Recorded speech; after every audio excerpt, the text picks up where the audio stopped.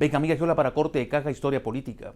El presidencialismo mexicano, invención sui generis de la forma como se transmitía el poder en este país, tenía varias características.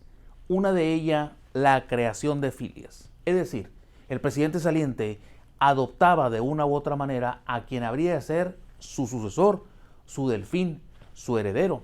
En esta herencia política hablaremos hoy de las paternidades políticas, donde no siempre esta paternidad deviene en un dedazo haciendo candidato al presidente que lo será los próximos 6 años. Y es que en la historia nacional ha habido muchas paternidades, la mayoría de ellas efectivamente triunfadoras, pero una de ellas fundamental en el siglo XX mexicano es la que ejercía Álvaro Obregón sobre Plutarco Elías Calles. No es posible entender la llegada a la presidencia de la República de el guaymense Elías Calles sin la paternidad política que implicaba apoyo, promoción, asesoría, presión y muchas cosas más del hombre de Guatabampo sobre el llamado turco de la política nacional, Elías Calles. No es posible entender la llegada de Elías Calles el 24 a la silla del Águila, a la silla presidencial, sin un Obregón que tuvo que hacer de los tratados de Bucareli la gran palanca política para obtener el reconocimiento norteamericano y, con la frontera abierta, avituallar a su ejército y derrotar a la rebelión de la Huerta de diciembre del 23, que se quería impedir la llegada de Elías Calles con ella. Bucareli y la rebelión de la Huertista finalmente coinciden en una candidatura no aceptada por los de la Huertistas, pero sí promovida por Álvaro Obregón. Tan fue padre político Obregón de Calles que se decía que si Calles era el dueño de México, Obregón era el dueño de Elías Calles.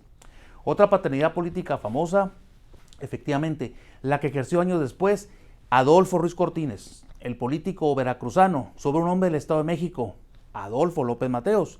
Los dos Adolfos, Adolfo el viejo, el presidente, y Adolfo el joven, su secretario del Trabajo, es una relación de paternidad política interesante, porque sugerido, recomendado y apoyado en su momento por Isidro Fabela, llega en el alemanismo al Senado de la República el hombre del Estado de México, López Mateos, pero ahí se convierte en un senador que defiende las propuestas de Miguel Alemán, y cuando Miguel Alemán no puede ser presidente de la República a Casas Alemán, su candidato favorito, se inclina por el veracruzano Adolfo Ruiz Cortines.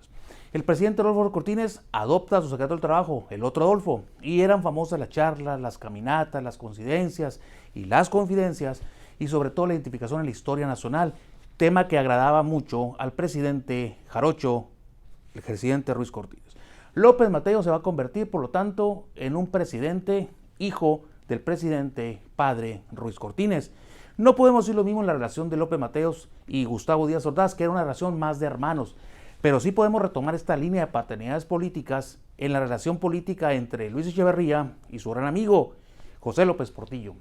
Es evidente que de igual manera Luis Echeverría pudo haber hecho presidente de México a cualquiera, así lo consigna Castellanos y sobre todo Castañeda en su libro La herencia. Fundamentalmente, Luis Echeverría declara que pudo haber hecho presidente a Mayo Palencia o a cualquiera de su gabinete, pero se fue por su amigo, el hombre de las caminatas, el hombre del amor por México, el hombre de la poesía, el hombre de las peleas callejeras, su gran amigo, el hombre con el que incursiona en la política, José López Portillo. Terminaríamos con una paternidad política reciente, pero significativa, la que en su momento ejerció Carlos Salinas de Gortari sobre Luis Donaldo Colosio.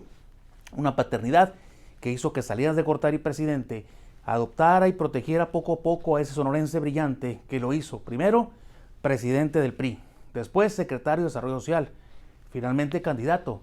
El infortunio y la tragedia se le atravesó, pero nadie puede discutir que Salinas fue en su momento el padre político, no de Camacho, su hermano, sino de Colosio. Las paternidades políticas en la historia de México nos dicen mucho, pero sobre todo nos indican que el presidencialismo es mucho más que un dedazo. Es la paternidad por la coincidencia, la afinidad, la simpatía y no solamente por la complicidad.